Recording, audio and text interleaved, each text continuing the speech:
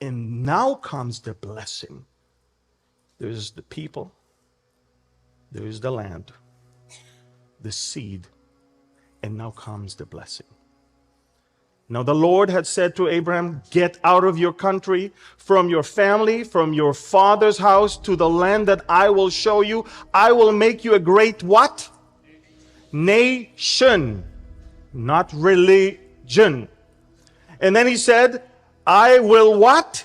Bless you and make your name great, and you shall be a blessing, and I will bless those who bless you, and I will curse him who curses you, and in you all the families of the earth, not all the individuals, all the nations will be what?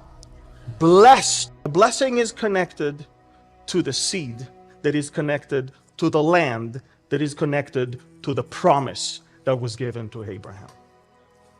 Do we understand that?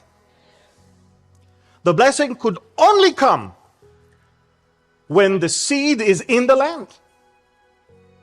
In fact, every time God wanted to punish Israel, that's when they had to leave.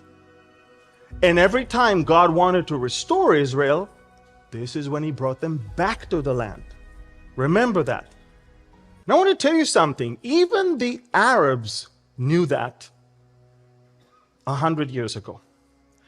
I'm going to quote what the leader of the holiest sites to the Muslims, the Sharif of Mecca, Hussein, after him, King Hussein of Jordan was named. This is the grandfather of King Hussein of Jordan.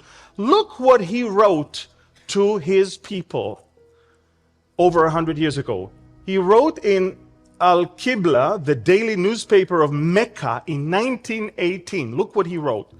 The resources of the country are still virgin soil and will be developed by the Jewish immigrants.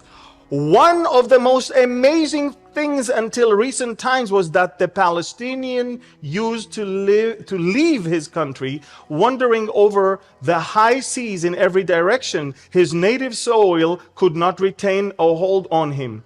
At the same time, we have seen the Jews from foreign countries streaming to Palestine. Remember that in 1918, from Russia, Germany, Austria, Spain, and America. Now, if I stop here, you would say, ooh, look, he's saying that the Palestinians were here and the Jews are those who came from outside. Watch this.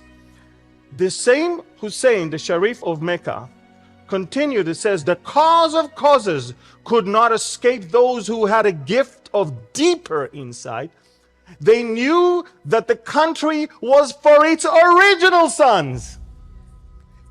The Muslim is telling his own people that the land actually does not belong to them, but to the original sons, for all their differences, a sacred and beloved homeland. The return of these exiles to their homeland will prove materially and spiritually an experimental school for their brethren who are with them in the fields, factories, trade, and all things connected to the land. He basically said, we want those original sons to come back to their original homeland, because that is when, what is going to come?